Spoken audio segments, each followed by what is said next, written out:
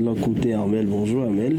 René Soglo, bonjour à tous. C'est avec vous qu'on va faire la page santé aujourd'hui. Vous venez directement de CEFIMA. Alors, la page santé de ce matin, on parle de l'impact des produits aphrodisiaques sur l'organisme. D'abord, que savoir des produits aphrodisiaques? Communément appelé démarreur dans notre milieu, un aphrodisiaque est une substance naturelle ou chimique qui agit sur le comportement sexuel de l'homme ou de la femme. C'est-à-dire qu'il augmente la libido, amplifie le plaisir sexuel et peut même augmenter l'attraction. En exemple, nous avons le Viagra, les boissons énergisantes.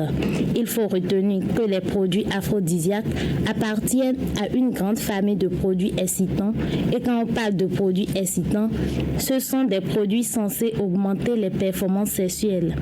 On retrouve sous forme de gélules, de comprimés, de sirop.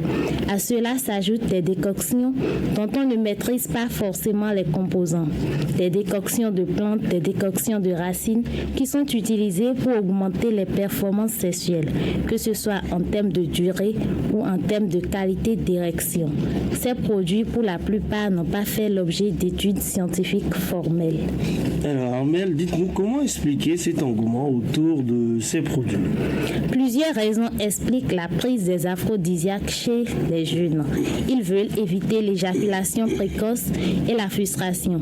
Ils sont à la recherche d'une érection facile et durable, l'orgasme intense. Ils veulent aussi stimuler le désir sexuel et augmenter leur performance sexuelle. Ce sont là quelques raisons. Quelles sont les conséquences des produits aphrodisiaques sur la santé? La prise de ces produits aphrodisiaques peut entraîner chez le consommateur des troubles sexuels, la possibilité d'une hausse de tension, le vertige, la nausée, l'insomnie, les palpitations, des troubles cardiovasculaires, des troubles de l'estomac, des troubles rénaux graves et même des problèmes respiratoires pour ne citer que ceux-là. Beaucoup de jeunes ont recours aux produits aphrodisiaques pour augmenter leur performance sexuelle, mais le recours à ces produits est hautement préjudiciable sur la santé de celui qui en fait fortement usage. Lorsqu'on est amené à faire appel à une substance externe, il y a des risques pour l'organisme. Ce sont des substances dont on ignore la provenance, la composition. Et lorsqu'on fait un usage abusif de ces substances, plusieurs organes sensibles en font les frais. Et ce comportement peut être source de plusieurs maladies. L'organe qui est directement touché, c'est le sexe masculin. Mais en dehors du sexe, il y a le cœur, le rein et le foie qui sont touchés selon le spécialiste. Dr Kamal Lafia est médecin cardiologue. Il parle dans cet extrait des conséquences de l'utilisation abusive des produits aphrodisiaques sur la santé.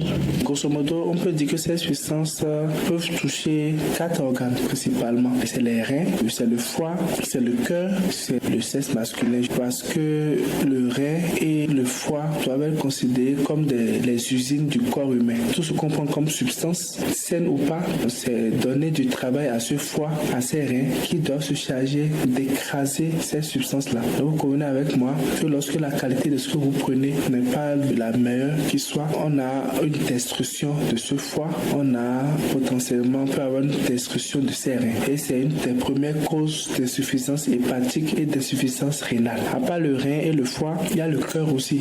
C'est des substances, c'est des excitants. Et tout ce qui est excitant, comme je dis, augmente le rythme de fonctionnement des organes du corps, essentiellement le cœur. On a donc souvent des personnes qui ont le cœur qui bat très vite. Puis c'est des substances qui sont censées amener le cœur à travailler 2 fois, 3 fois plus que ce pourquoi elle a été créée.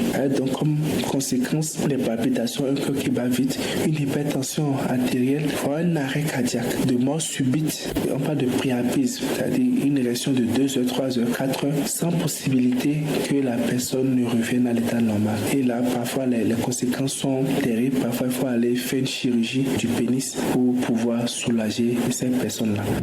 Voilà, qui est assez clair. Alors, Armel, que faire pour être à l'abri des effets de ces produits? Le spécialiste insiste sur la prévention des techniques simples et naturelles pour satisfaire aussi bien la durée de l'érection et sa qualité.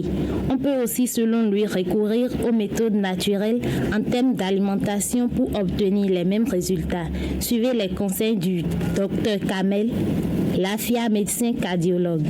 Je pense qu'il faut le plus souvent privilégier ce qui est naturel. Surtout qu'il y a des techniques, les sexologues en parlent souvent, les gynécologues en parlent. Il y a des techniques naturelles de façon physiologique, augmenter la durée de l'érection, augmenter la qualité de l'érection. Et autant que faire se peut, c'est justement mieux d'éviter cet apport externe dont on n'a pas toujours connaissance ni conscience de l'origine et des effets sur la santé. Il faut qu'on apprenne à investir dans notre santé. Le vrai sens de la prévention, c'est aller voir un médecin une fois par an pour voir si on n'a pas ces maladies qui nous tuent. Quand on a consommé ces substances, souvent c'est pas tard pour faire marche arrière. Souvent c'est pas tard pour arrêter, pour aller vérifier si ces substances n'ont pas eu des conséquences sur notre cœur, n'ont pas eu des conséquences sur notre rein, n'ont pas eu des conséquences sur notre foie. Le plus souvent c'est rattrapable. Mais pour ça, il faut justement aller, même quand on ne ressent aucun signe, il faut aller pour voir comment la machine se porte. Il faut qu'on apprenne à aller systématiquement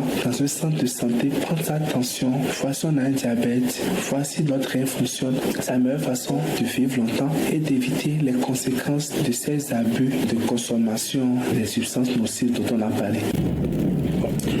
Conscient des impacts des aphrodisiaques sur la santé humaine, il est donc préférable de se rendre à l'hôpital pour se faire consulter par les spécialistes quand on a des soucis.